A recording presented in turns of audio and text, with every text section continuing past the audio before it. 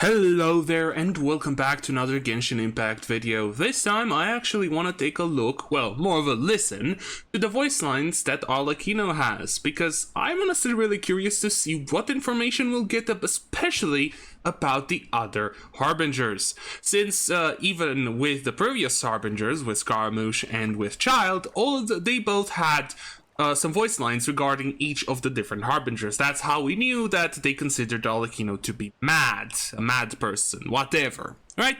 But before we actually begin, if you do enjoy the content, why not leave a like, comment, or subscribe? Anyway, let's get straight into it. There are a bunch of voice lines, for example, the combat voice lines that I will not go over. These are just like whatever, they're not really anything interesting. Maybe they have some lore implications, but what I'm most interested is these ones. From the Tsaritsa to Child. Of course, I will be going over all of them, other than the hello one. The hello one is the one you get when you pull her, and it's pretty long, so yeah. Anyway, let's start with chat. Well, actually, these are all ones that you would find throughout the world, so exploration. So those I'll skip. So let's start with good morning. Good morning. Any plans for today? Okay. Whenever I return home at midday, I often find the children sprawled across the ground in the midst of sleep. A certain level of fatigue is common at this hour. Perhaps you too should rest a bit before we head out. Wouldn't it, well, I guess afternoon is like around 5 p.m., which is generally after a work day, so I do understand it. It is said that the moon is like an eye, gazing down upon the mortal plane. We have merely grown accustomed to its scrutiny. Okay, this is very interesting because of her lore.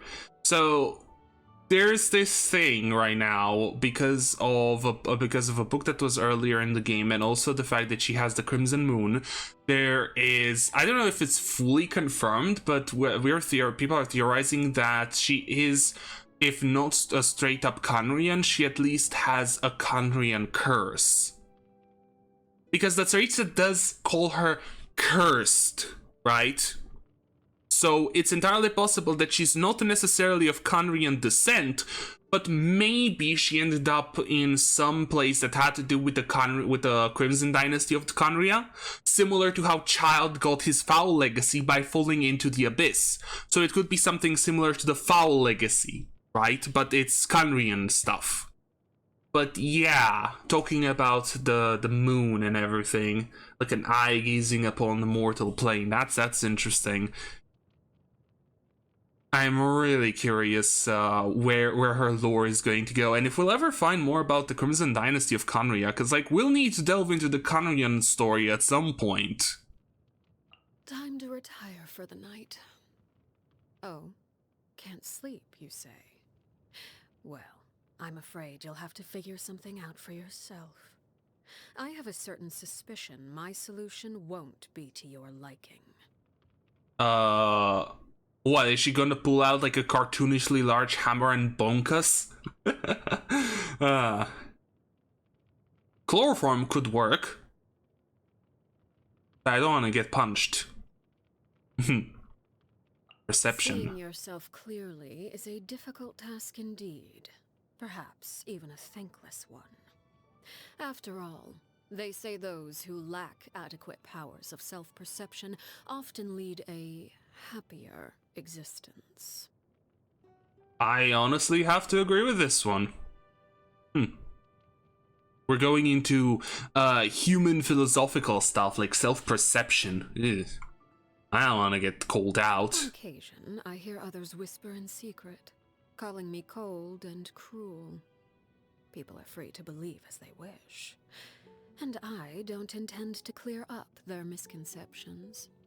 Prejudice has a way of concealing the truth, and that is hardly to my disadvantage. Still, I believe the time has come for certain measures to be taken to live up to their expectations. Let's just hope those on the receiving end of these measures have enough power and status to escape with their lives. Yeah, this has to do with all the different masks that Arlecchino is wearing, some for the children, some for the people on the outside, and trying to show herself as way more cruel and, as she puts it, cold-blooded than she actually is. We literally see in her story quest that she wants to give her children, if they want to, the chance to live a normal life. And of course, after being so many years in an organization, God, that word is hard, like the House of the Hearth, it's very hard to allow someone to leave without having to take some measures so that they don't spill secrets or anything like that. But yeah, putting on a facade of being cruel and cold-blooded is literally what she planned from the very beginning when she decided, well, when she got appointed as the new knave and as the father of the House of the Hearth, wanting to be the exact opposite of Crukabena. About us compromise. Our ideals are not entirely aligned. If we are to work together, we must be willing to compromise. To that end, I'm willing to share certain secrets with you. Information that I choose not to reveal, however, is best left unexplored. For your own good, of course. This is interesting, because I still don't think we know the full extent of what Arlecchino really is doing, right? Because she doesn't really trust all of the other harbingers. I feel like there are some that she trusts more than the other. Possibly even Child, because for example, I wouldn't be too surprised if she sort of trusts Child, other than his sort of blind loyalty to the Tsaritsa. But then again, we don't know if the Tsaritsa is like really doing this for her own people or for her own selfish goals. There's so much we do not know at this point, and there's just still so many secrets. And there's also the fact that the Traveler Frip is still seemingly very, very weak. I know that Arlecchino is the 4th Harbinger, but still, and I kind of wish that it would be shown, because even Scaramouche was the 8th, I believe, or was the 8th. We weren't able to defeat him on our own, but then again, he was sort of a godlike being at that point. Anyway, let's see, being a guest, but I think this is going to be similar to, I think we had something like this, the compromise and the ideals thing in the quest itself, in the story quest. The children simply adore your stories. They often ask me when you're coming around again. I do hope you won't let them down. Betraying their expectations comes with a price. Perhaps that's something worth your consideration. I've heard this one before. I'm not sure if it was in the story or if it was on YouTube. This was funny. Betraying their expectations comes with a price.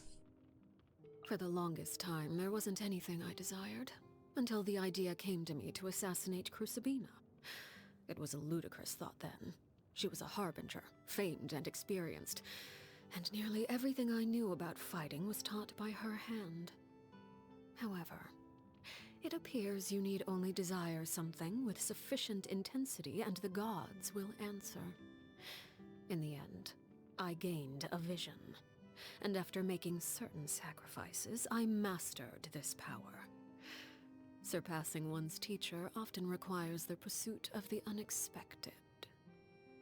Now I'm curious, before I go into this, does she have something about delusion?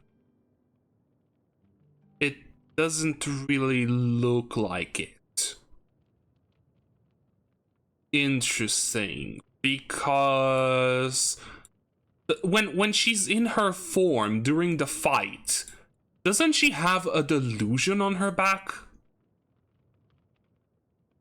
Like, during the weekly boss fight. Anyway, so yeah, once again, the desires of people, if they desire something enough, they have the ability to get a vision. Again, I'm honestly quite curious to see what the true Murata / the Pyro Archon / whoever is there, what their actual like proper, unless they are just the God of War and that's about it. Then again, she did desire the ability to kill someone, right? To pretty much like a battle, a war desire sort of thing. So I guess that's why the pyro vision was the one that really went and resonated with her. Then again, it might all be random. It might have nothing to do with what the gods are about, like how A is the god of eternity. So, kind of. It's weird because the ideals of the gods have something to do with the vision distribution. For example, back in Inazuma, A didn't want mortals to have visions anymore, so no electrovisions were given. So it does have something to do with it, right? But we would have to know more about a lot of the even more about a lot of the characters in order to really see if it's true. Maybe you just need to showcase a tiny bit of the ideal, not necessarily something big. Something to share. Flames course through my body like blood. This may be nothing but a figure of speech to some, but for me, it's the harsh reality of my existence. Yeah, this is talking about the curse. The curse of the Bale Moon, the curse of the Blood Moon, whatever you would want to call it. I still love these eye designs on her, just randomly, like in this sigil on her abdomen here. I really love that design. But yeah, it's going to be interesting learning more about the Crimson Dynasty of Khaenri'ah and what that really was about, and how that really was. It's going to be cool to finally have some proper answers, but I think we might have to actually wait until the Khaenri'ah chapter for that, or at least until. But then again, there's the secret that the Pyroarchon will share with the Traveler, so... Oh my god, Natlan's gonna be so exciting. Interesting things, Aurora. The aurora in Snezhnaya is quite beautiful. Certainly worth a visit. I really hope we get a new skybox with an Aurora. Like, I swear, if during the night we do not see the Aurora, even if it's only in the most northern part of Snezhnaya, I really hope we'll get to see that. I once had a pet spider named Bambi. Bambi. Raising spiders is quite fascinating. They cannot be domesticated like cats or dogs. Any affection bestowed upon them will not be returned, and they require little investment in terms of care. It's the kind of relationship that suits me perfectly. Is it, like, true? Like, I get it, like, they can be domesticated and infection stuff, but I've never had a spider, and I do not plan on having a spider as a pet, but is it really true? Like, they it's weird when you think about it. Affection from a spider.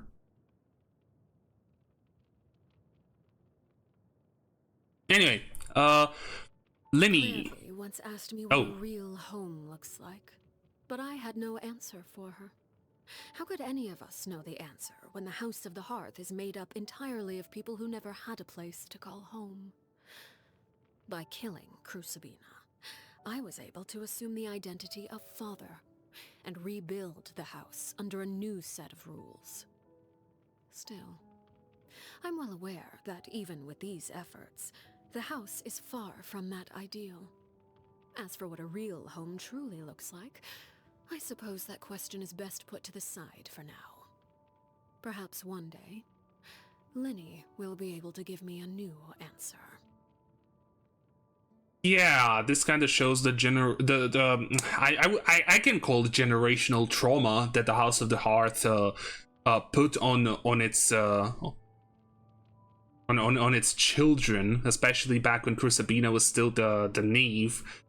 And yeah, but it can actually be seen straight up in how the new children of the house, the children of the new house are, like, really care about each other, even with the whole thing of, like, those during the story quest, there's a couple of the children that would want to, like, leave / betray Arlecchino, both because of what Clervy told them, because, you know, the whole thing with her being stuck in the past. It's a whole thing. Play the story quest. It's pretty good. It's really good, honestly.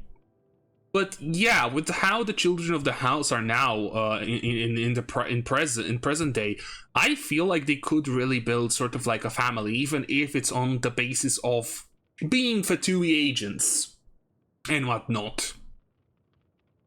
Let's see what she says about Lynette. Lynette's uniquely calm personality is also her strength. and I believe she is more than clever enough to recognize that. She's an irreplaceable part of that little team of 3, and I would imagine that role brings her much joy. As her father, my duty is merely to give her the space to put those talents to good use. Okay, just talking about Lynette. Remember, I don't know, was it ever like an actual theory that Lynette is an android or something like Catherine? Like, did that have ever any merit, or was it straight up debunked, or as she came out in 4.0? I don't even remember anymore. Because she was so calm and everything, she just felt very robotic. And there was also like the whole powering off thing, but that just might be a quirk of her personality. Anyway, Fremine. Fremine has a complex mind and often hides his emotions. He blames himself for things that aren't his doing and allows them to eat away at his conscience. I would imagine the other children might find it difficult to understand his manner of thinking. But you seem to share a similar delicate sensibility. Perhaps you two would make good friends. And we've seen us, the Traveler and Fremine, make good friends during the event in... I don't remember which version. The one with the penguin, where you built a robotic penguin and you had to go into the storybooks style thing. Damn, that was a sad one. Let's see what she thinks about Neuvillette. Monsieur Neuvillette intentionally maintains a certain distance in professional and private settings.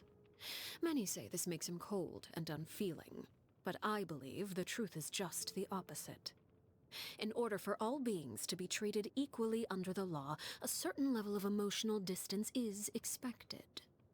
Maintaining that kind of indifference is in itself a demonstration of kindness. Yeah, remember during the 4.2 story, the Archon quest, he didn't like being the judge to Farina, because he has an attachment to Farina, and it's like the case that you never think you would have to deal with, right? Judging a very close friend. But yeah, I'm not sure if it's necessary. Like, it's most likely this is the reasoning why he would be so distant to some people.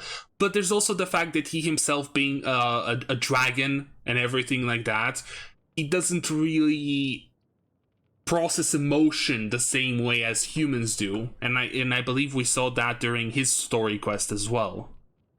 And this is gonna be an interesting one. Farina. I asked Linny to deliver an assortment of cakes Oh, this for the one. troop to enjoy during tea time. The children made the cakes themselves as a gesture to express the support and enthusiasm of her audience. I do hope she enjoys them. This is actually really nice, especially because of the whole thing. Because Arlecchino herself stated during the Archon quest that she believes that Farina is also cursed, and this is something that the two of them would have in common, right? Both suffering from curses that are very hard to deal with mentally and everything. Like the mental anguish that both Arlecchino suffered during her childhood and that Farina suffered throughout the 500 years she had to live as a mortal, right? So she wasn't even a god, so you could say that she perceives time differently. No, Farina perceived time like any of us would and had to live through 500 years of doubting herself and having to put on an act. But that's not something I have to tell you guys, because a lot of the Genshin players know that, and that's why Farina kind of became the favorite of the Genshin player base. And now we would have the Tsaritsa and the Harbingers, but one thing I'll do, there's some more stuff after that. I'll go through the bottom part, and then I'll come back to the Tsaritsa. So we'll go through these bottom ones, and then I'll come back to the Tsaritsa and the Harbingers. I'll leave that for the finale, because I'm really curious to see, and I think I'll take it from the bottom up, because Damselette, Dottore, Capitano, and then you know, the Jester and Tsaritsa, Piero and the Tsaritsa are the most interesting in my opinion. So yeah, let's go more about Arlecchino. You wish to know more about me? Why, of course. Our relationship is one of mutual trust. There's little need to keep things hidden. I would only inquire as to whether you're truly prepared for what you might learn. Secrets can be sharper than a knife. Innocent curiosity can lead to dangerous places. Okay, so she's open to sharing secrets, but she wants to make sure that you're okay with hearing something that you might not want to hear. Then again, she is a harbinger after all, so even though she is this motherly figure, well, fatherly figure, if I want to be, about it, she is still a harbinger. She still has harbinger duties and everything like that. We saw that she was ready to literally assassinate Farina and take the Gnosis, so she's still very bad.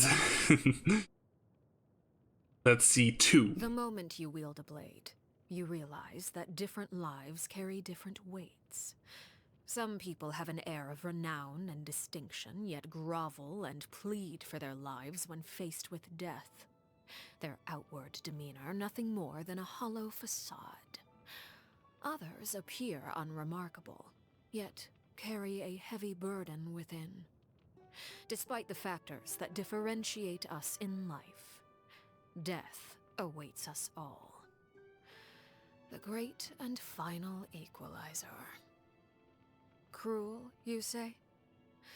I merely state the truth.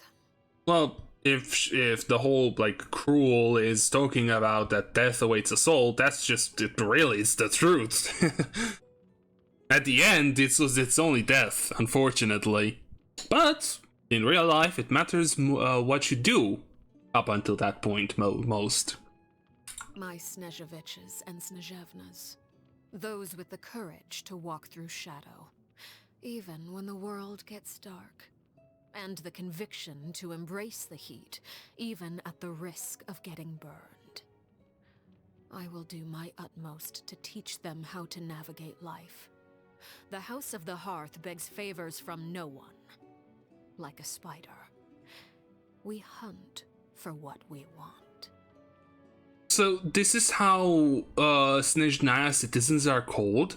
Snezheviches and Snezhevnas? My Snezheviches and Snezhevnas. Yeah, Snezhevnas. To walk through shadow. Please do that because I don't want to hear it again. Okay, so we finally have Snezheviches and Snezhevnas. How Snezhnayans are called. Kind of like how you call, in Inazumans, Mondstadters, Lewans? Do we know how the Liyue people are referred to? Anyway, and Fontanians. Okay, that's actually really cool. My Snezhevich, no one has the power to choose where they come from. But we all have the right to fight for the life we want. In this sense, the world is both unfair and just in equal measure.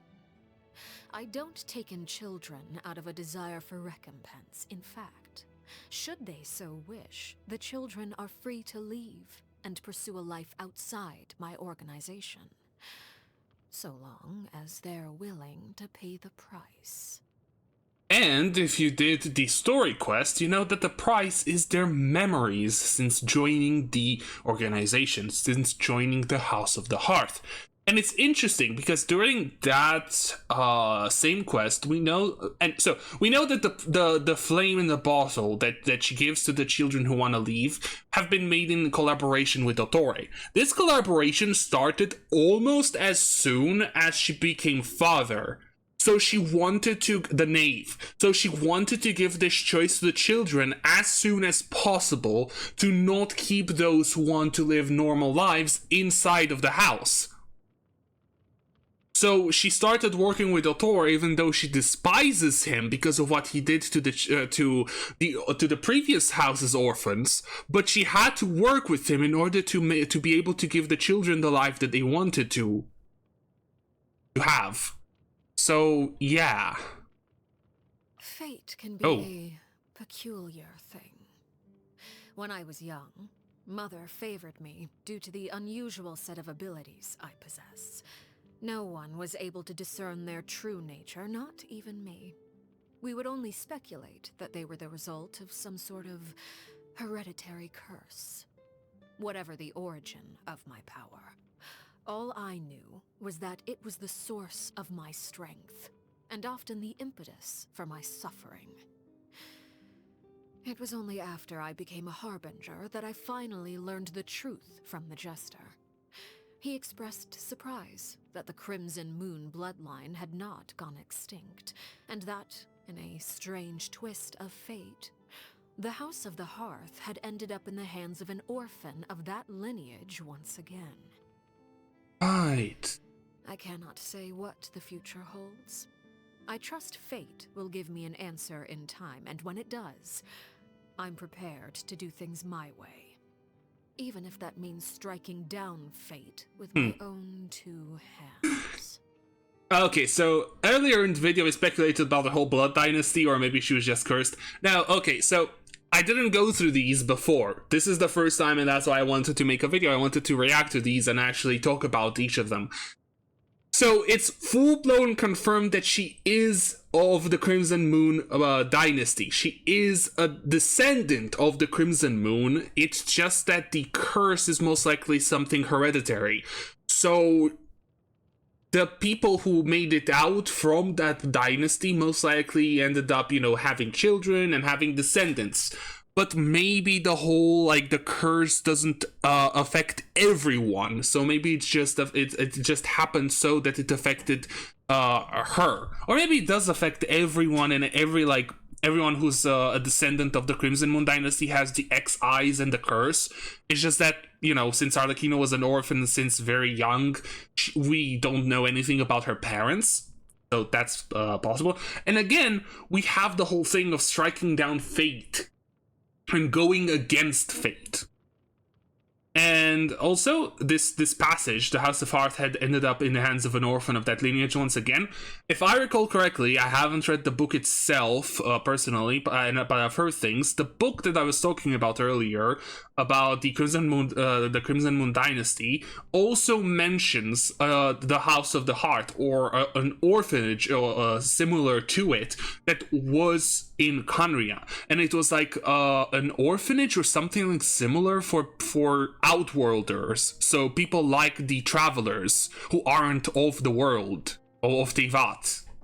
So that's interesting, and I guess we'll see how this goes. Maybe Arlecchino will end up playing a bigger role in the endgame of Genshin. In my free time, I enjoy observing insects in the forest. The dynamics between them are fascinating. The way they hunt for food, compete with each other, even cooperate. Those that seem formidable aren't always the ones that make it until the end, and a single error can prove fatal. I observe their struggle as they near death, and slowly commit the image of their suffering to memory. Much like I do for those that fall by my own hand. And here we have a very, very creepy one. Slowly commit the image of their suffering to memory, much like I do for those that fall by my own hand. Okay, that's really creepy. I don't like that one. But yeah, you can see that she's not all rainbows and sunshine and sugar.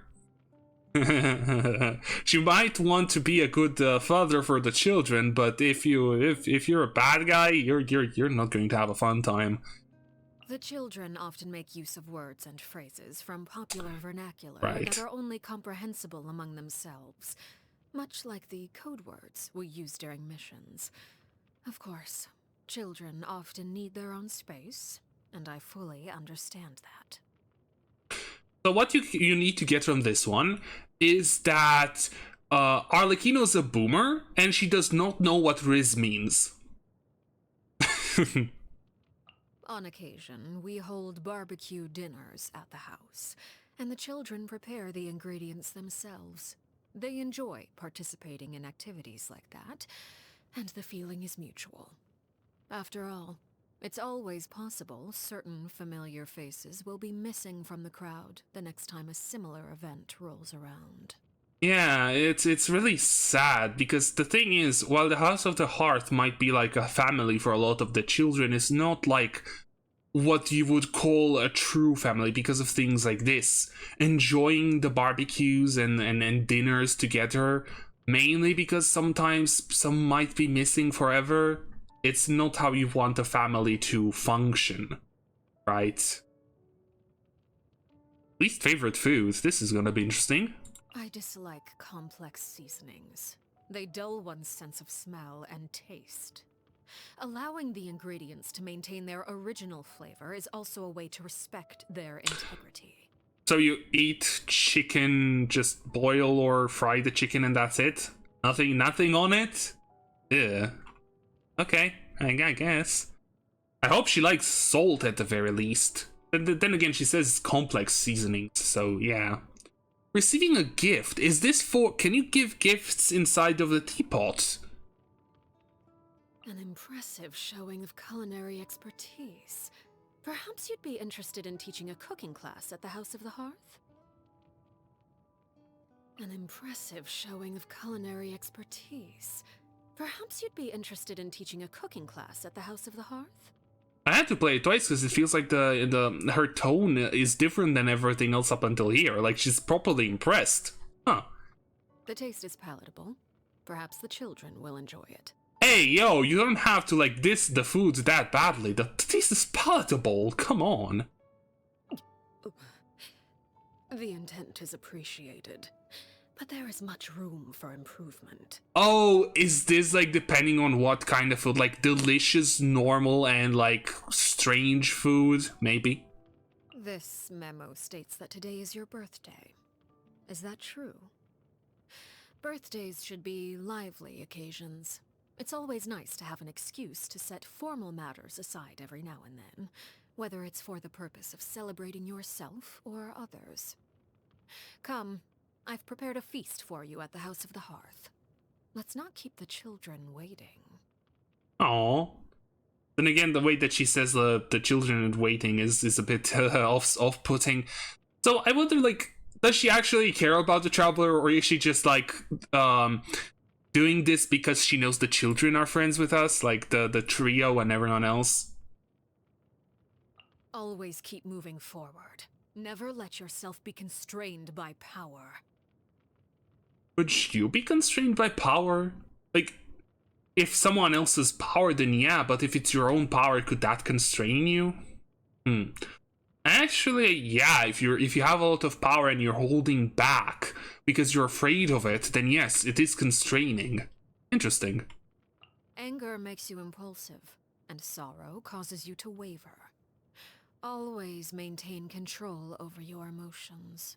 Yeah, this is something that's like a big thing during the story quest. It's cool to see that during Ascension she also says it. Some call me excessively strict. In truth, it is an approach I extend even to myself. Okay. I've learned much from you during this time, and I trust the sentiment is mutual. In fact, I believe maintaining this cordial relationship might prove advantageous for us both.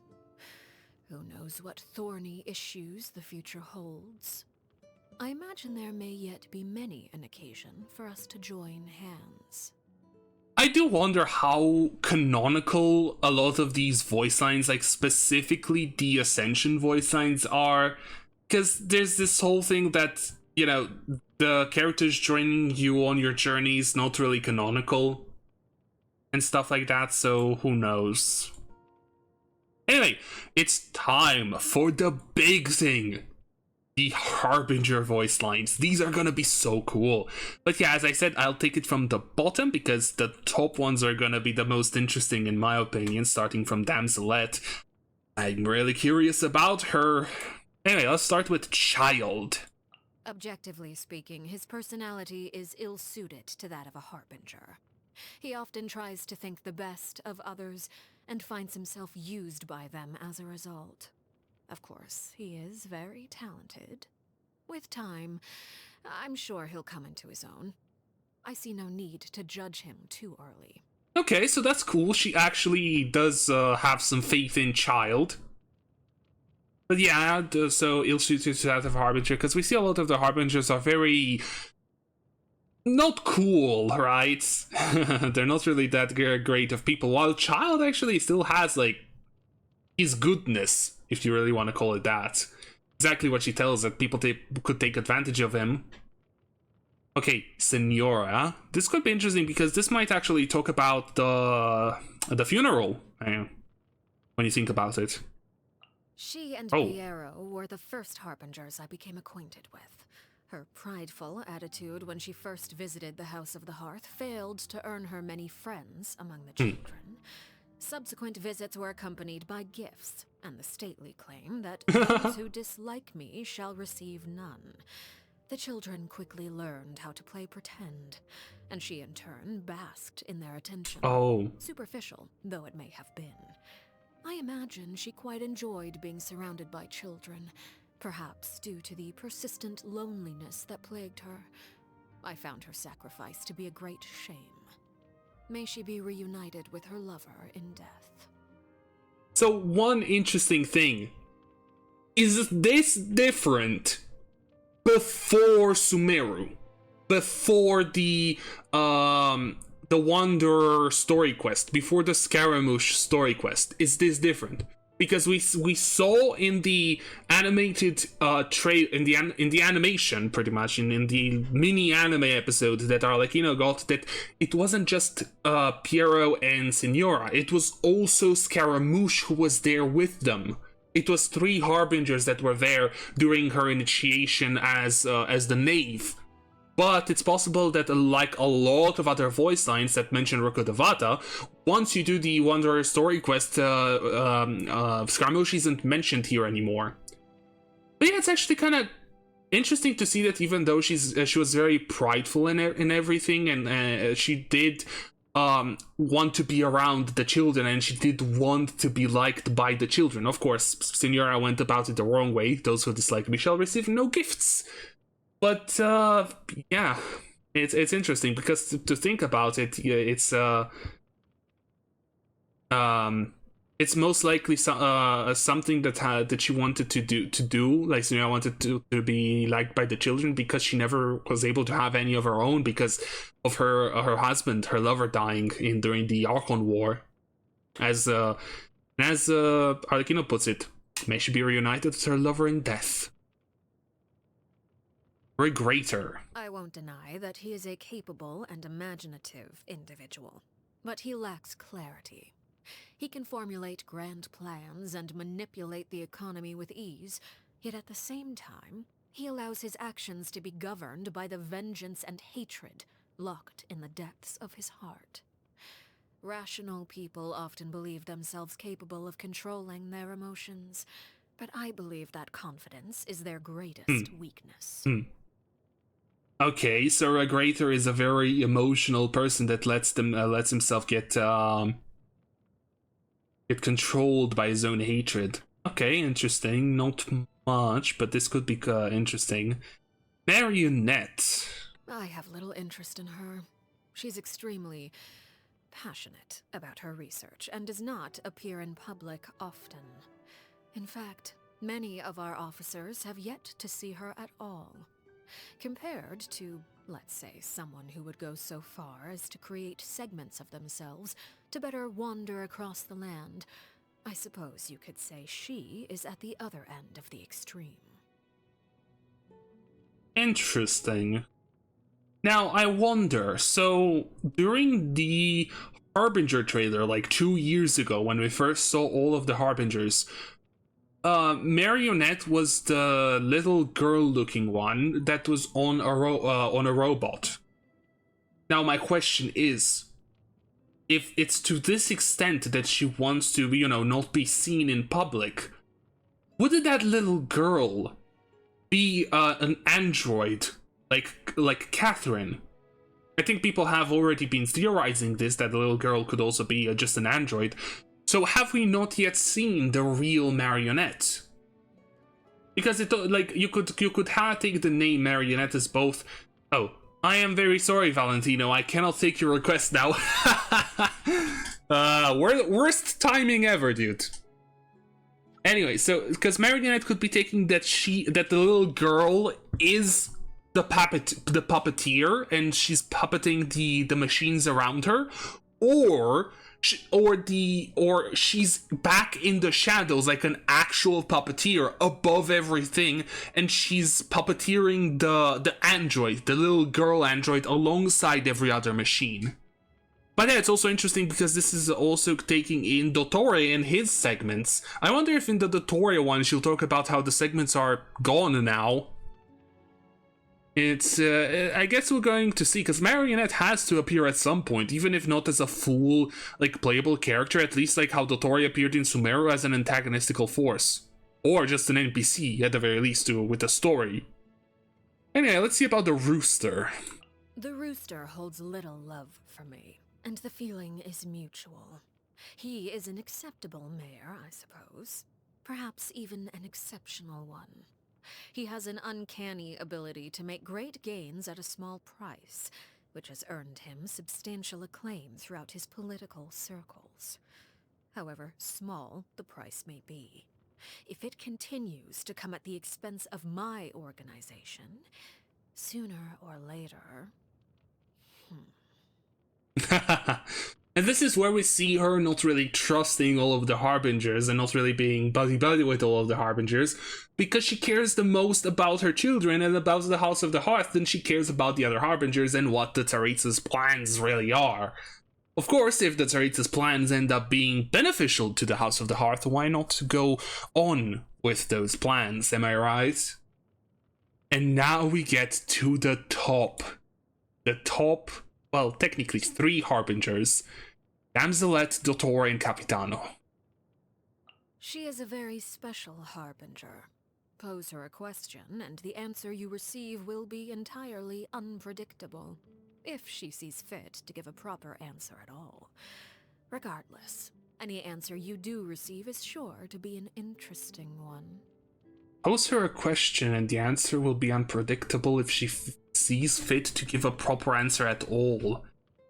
I don't know what to make of that.